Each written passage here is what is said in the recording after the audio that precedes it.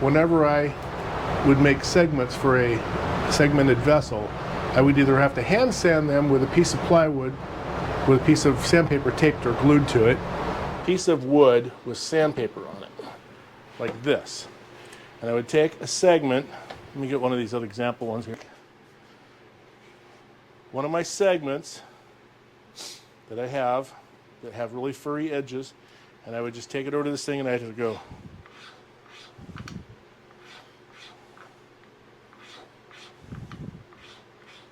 And you turn it around, you have to do the other four sides, trying to knock off the fuzzies.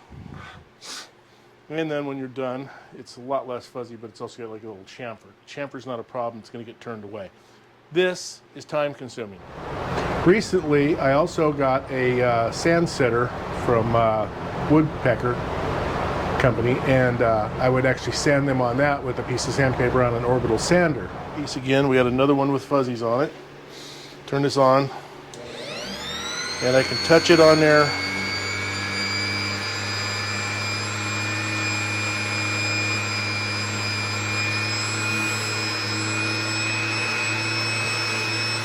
And it's all sanded up.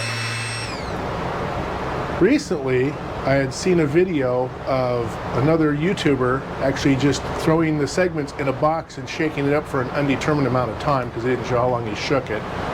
And I tried that on a small scale with a plastic jar, and it seemed to work pretty good. Hey, it's me, Daryl. I'm in the shop again. We're trying an experiment today.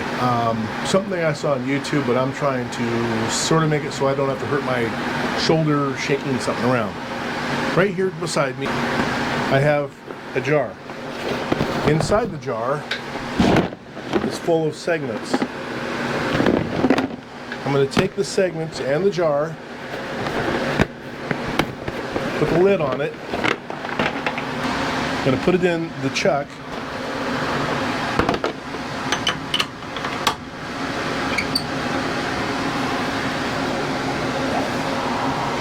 tighten it down, and I'm going to tumble them for about 10 minutes. So I'm going to turn this on a slow speed and we're going to let it tumble. We'll come back in 10 minutes and see how the bits look out there, if all the little frayed pieces are on off them.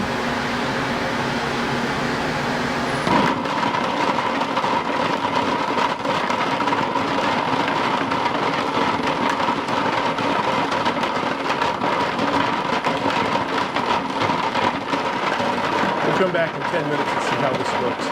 All right, it's been 10 minutes. I'm going to take this and turn it off and open it up and see what we got. Hold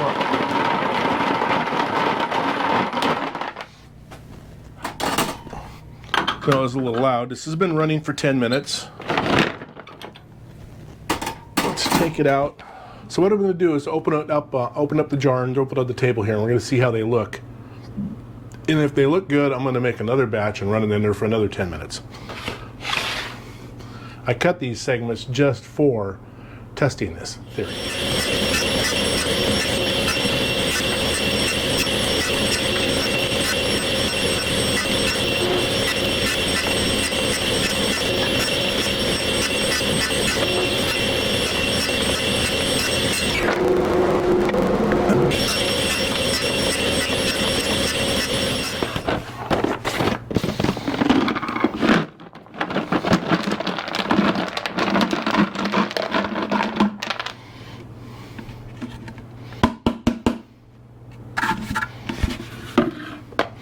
So as you can see, they look like somebody sanded all the corners off already. This is great. That's a hell of a time saver right there. All right, let's get these back in here in their little boxes.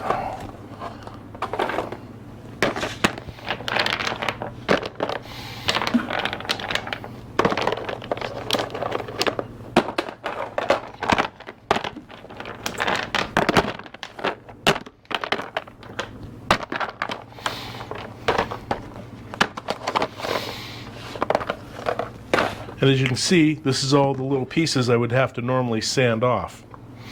That, and there's a whole bunch inside here that just like statically is stuck to the side, which is fine. All right, let's do another batch.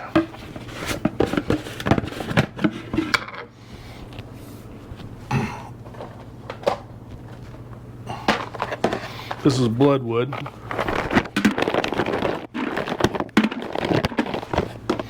And you can see all the little fuzzies I would have sand off right there.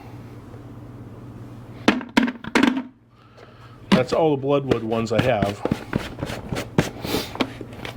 I'm gonna go put it in, we'll come back. Okay, well I'm back in the shop. Now that I have all these things deburred and ready to go, I'm going to glue them into rings. So I got my clamps here. I'm gonna set those aside for now, except for one of them. That one.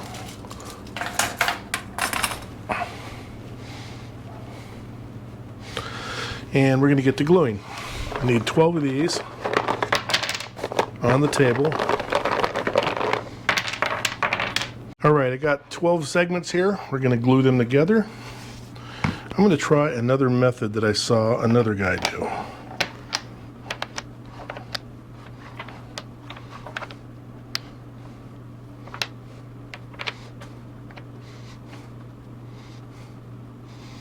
I think we'll get a glue brush.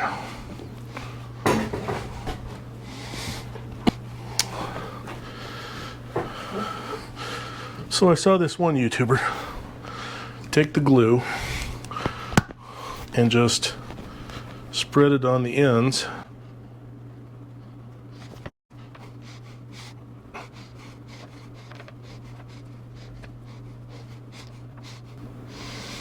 Of course, he was using much bigger blocks than me.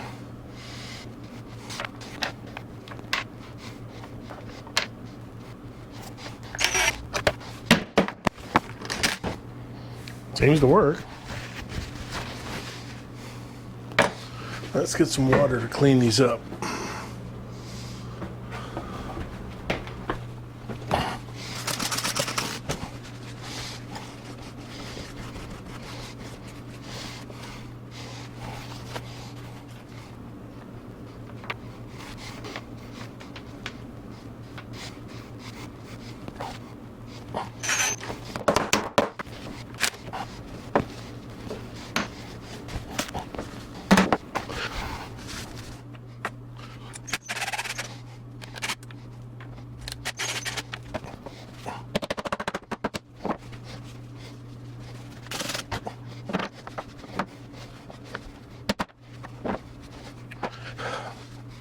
So I only have 4 rings or clamps that will do this without doubling them up. So I'm only going to be able to do 4 rings at a time. I'll do the rest of these up off camera. Alright, it's been a couple days. I glued up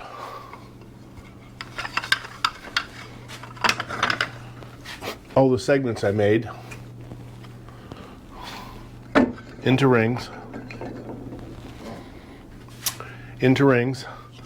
The final 2 are right here. Normally I come down and take them apart prior to them being totally dry. Makes it a little easier to get them to pop loose from the wood because sometimes they stick real well. I had some more maple that was thinner that I can use for rings with the one I'm making. I got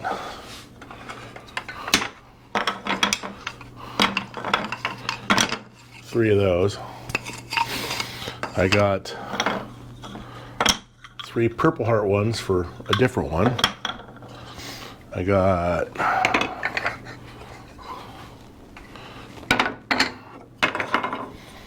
mahogany.